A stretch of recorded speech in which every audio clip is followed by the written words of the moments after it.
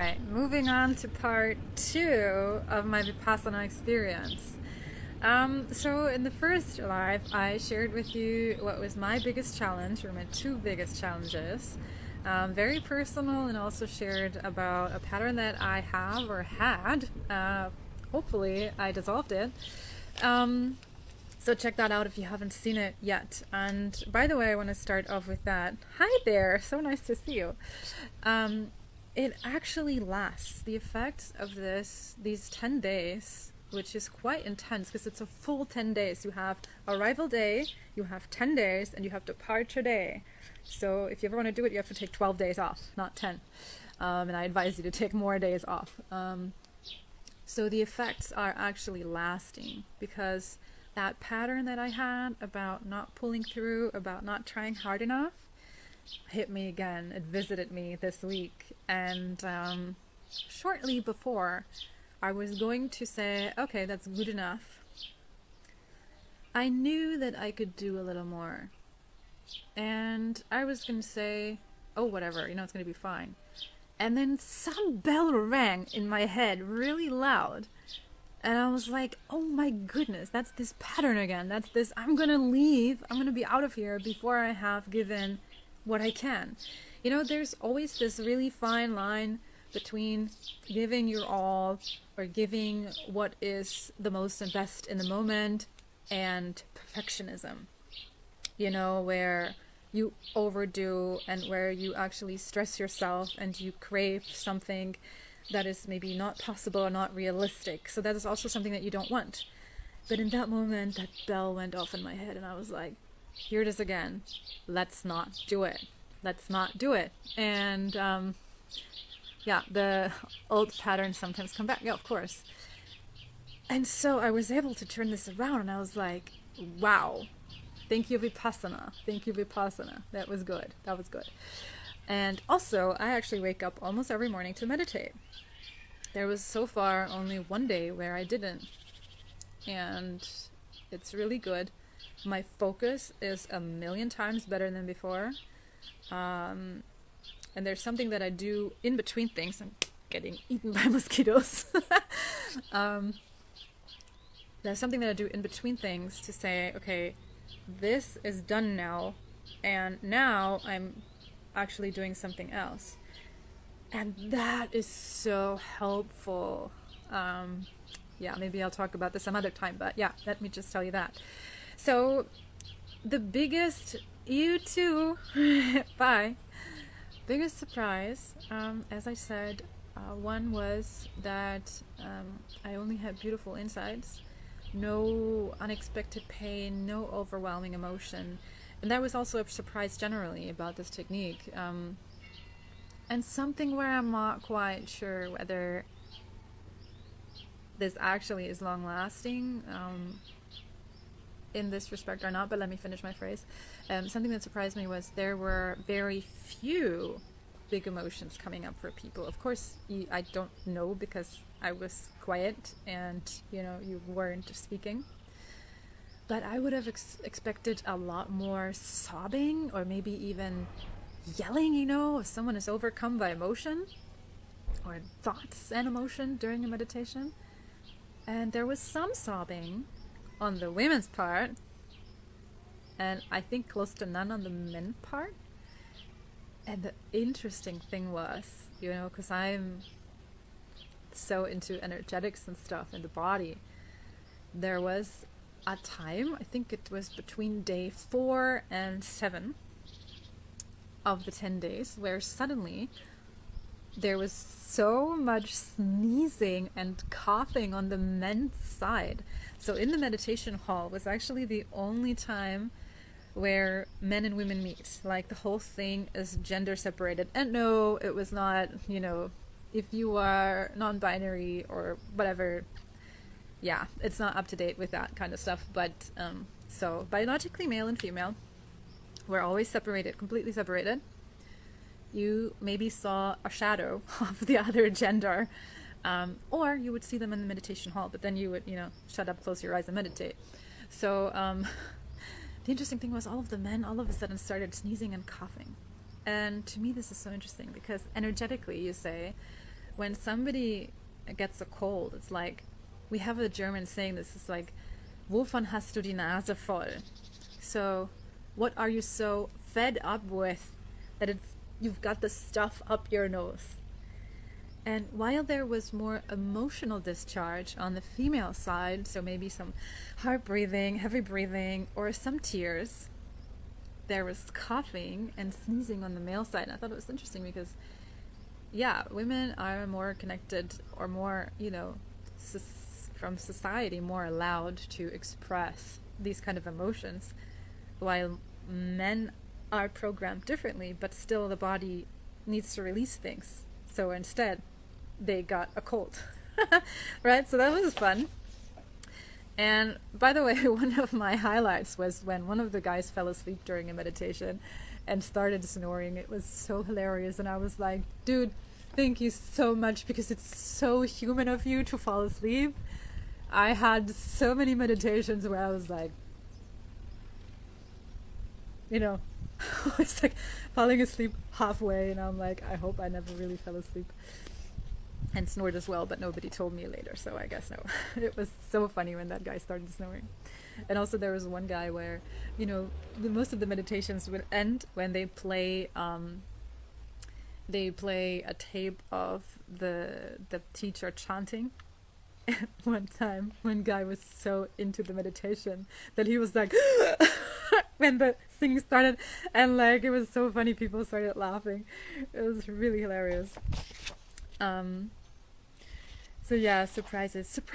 One of the biggest surprises for me was that I did not miss my partner. Which isn't to say that I wasn't looking forward to seeing him, which isn't to say that one of my biggest insights was just how much I love him and that I just belong with him.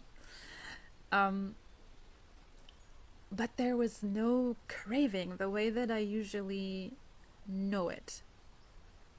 And that was pretty interesting to me. I couldn't figure it out. I didn't give it too much, importance. I didn't think about it very much. Anyway, you didn't have so much strength to think. I was looking forward to like cuddling and touch and just seeing him. And I was also a little nervous about how it would be, having spent 10 days in silence. And that, after coming from an anxious attachment pattern, I almost had a disorganized attachment pattern, for those of you who know a little bit about this kind of stuff. That was really interesting. And another surprise to me was hearing his voice for the first time when I was in the car, when I called him on the way back. At first I thought, is that him? Is that his voice? But it was him, and it was his voice. And I almost didn't, it sounded so different. He sounds normal to me now. I got back used to it, but it just sounded so different. And the interesting thing was, my driver, the girl that I drove with, she called her partner, and she said the same thing. She was like, she sounded so different. I was like, right? People sound different. People start sounding different when you haven't heard them in 2 weeks. It's so strange. So yeah, that was pretty interesting. And let's see. Right. I think, yeah. Surprise. It's actually possible to wake up at 4 and meditate. It's not easy, but once you're up, you're up. And you are allowed to go out and go for a walk. You're not supposed to go for a walk, but like take some fresh air to not fall asleep, because that wouldn't be meditating, falling asleep. So you are allowed to fight the sleepiness. And another interesting thing for me as a people person, in a way, I'm a 50-50 person. If you take hello Jeanette, so nice to see you here.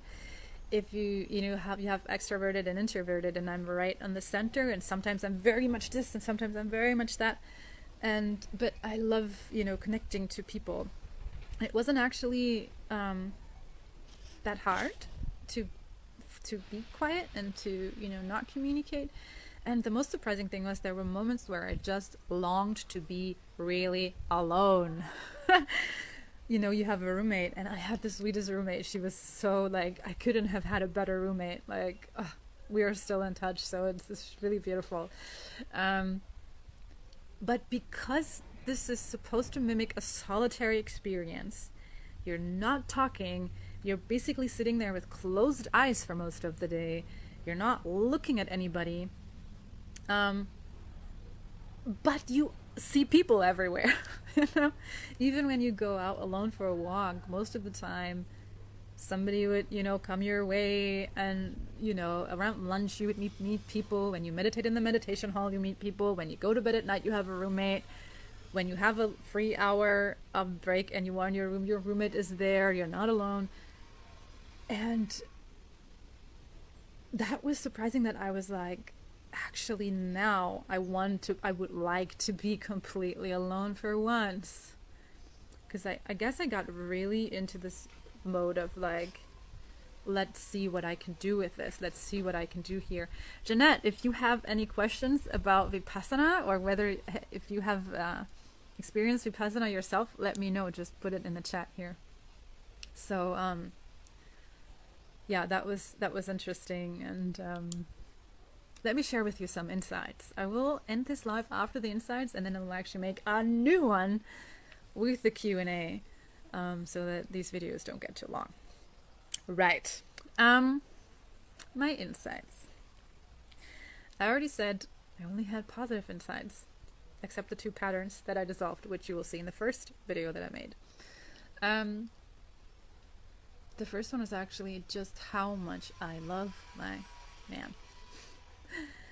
Like, my heart was just so overflowing all of a sudden that I was like, man, all doubts that I might have had in the relationship, or not necessarily in the relationship, but doubts come up, thoughts come up.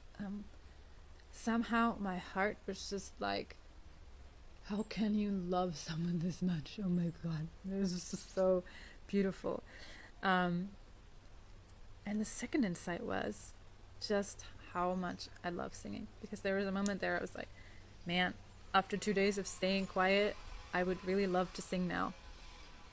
Let me just read this comment. No experience, but I would like to do it next year in Bali. Yeah, do it. I don't know how it is in Bali. In Germany, it's really hard to get into the courses. Actually, I applied for it 3 times before. 1.5 years ago, I never got in. And this year I got on a waiting list, and then I sent another email and I said I really want to do it, and then all of a sudden I had a space. So, yeah. It's not so easy to get into those courses. Excuse me. Yeah, I was sitting there and thinking, wow, it would be so nice to just sing Sempre Libera, because they keep talking about liberation in those videos. You meditate to achieve liberation, and I was like, let me just sing to you liberation. And yeah, that was not possible. So then all of a sudden I'm like, what a life am I living? What a life am I living? I actually sing and make people happy, and people come to me and I empower them to dissolve their shit, and I get but it was mainly about the voice and how this is so precious to be of service in the way that is sharing my voice. And that really hit me, and it made me so grateful for that life, for having that life, and how much I love my life, how much I love what I do. And no gratitude list in the world could have given me an insight that deep, that actually came from the inside of my body. Because of course, I can be, intellectually aware of how grateful I am and how privileged, and I can, generate and feel gratitude in my body. But this was different. this was different, and this is something that I can even access now when I practice my stuff, and maybe I'm just like doing it because I'm doing it and because I want to improve. To be like, wait a minute, like, this is a blessing here. This is a blessing here. Like, how amazing what I get to do. So, yeah, that was some insights. And, oh my God, funny moments. I just read that. So I told you about the chanting that gets you out of the meditation. There was a sound that comes during this chanting. I almost burst out laughing.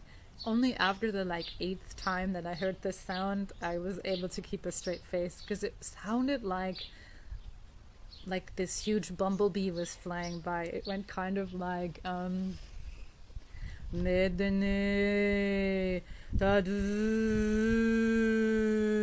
And I don't even know how this guy made the sound, but oh my God, it was hilarious. If you ever go to Vipassana, you will know exactly what I mean, because it's the same wherever you go in the world. And with this, I will end this second live, and I will hop on a new live in about 10 minutes and do a little Q&A. Thank you so much for being here with me.